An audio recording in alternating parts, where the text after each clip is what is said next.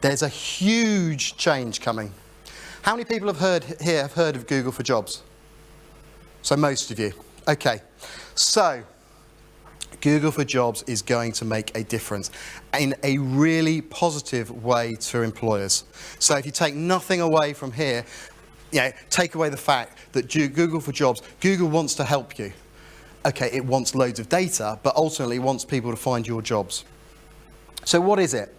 So for you, those of you who haven't seen it, basically, I suppose, how many people have seen Google Flights when they've been searching for flights? So you search for a flight and a little box appears which says, I was looking at flights from my local airport, Southampton to Zurich, and it basically comes up and it starts giving me opportunities to look around. It's exactly the same.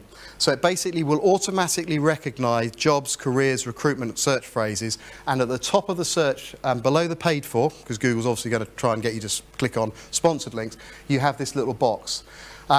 What is absolutely obvious and critical, Indeed is not in there.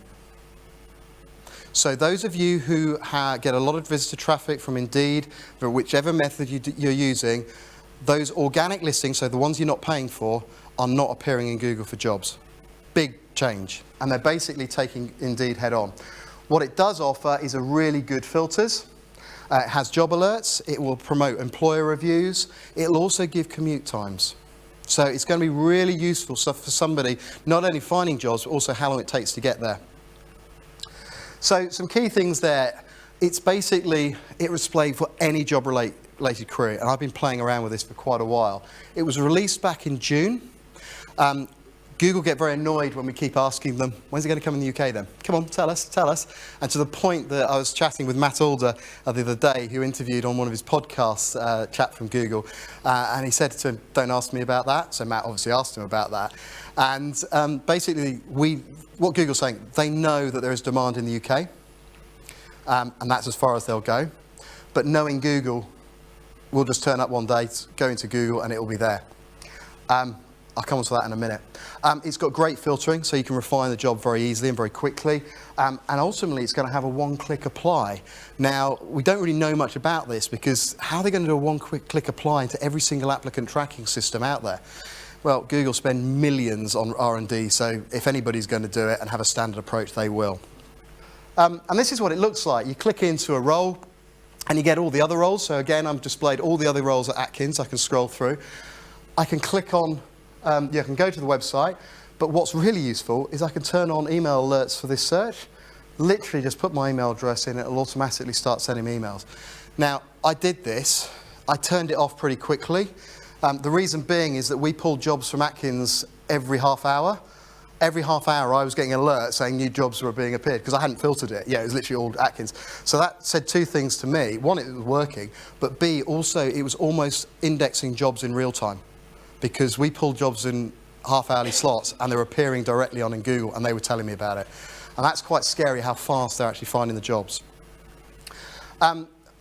Something that's even more scary, I don't know we quite see it. So we're working on a project with Travis Perkins, and one of the reasons we're working with them is their jobs are hidden in Avature. So at the moment they're still in Avature. So this is a really good example of what happens if Google can't find your jobs. So I just put Travis Perkins jobs, and basically all the jobs are appearing are branded adverts in job boards and Glassdoor, and recruitment consultancies right down the bottom if they're putting the name in. So that means that if you've hidden your jobs, you're still going to be reliant on paying job boards to actually get people to apply for jobs. And that's quite an interesting point, even though I've searched for my company name. So that's why it's really important, Google Jobs is, get it right and it's going to really benefit you. Get it wrong and it could actually be really hard work. So in terms of summary, the results are going to be localized by default, so based on where you are. So Rob, we were talking about in terms of geo-personalization for pushing jobs that are local to where somebody is to them. Google's going to start doing that automatically. Salary is going to be really, really important because like everything, Google wants lots of information to actually be able to allow the candidate to find the most relevant jobs. And it will find out very quickly that more candidates click on jobs with salary than without salary. And I know that is a problem in direct employer world because of internal politics and everything else, but be warned that if you don't have salary, it's something you can take back to the business, it's going to be less likely that people are going to actually be able to find you jobs who are actively looking. Now, I know there's a multitude of hoops that have to be jumped for that, but I'm bringing it to your attention.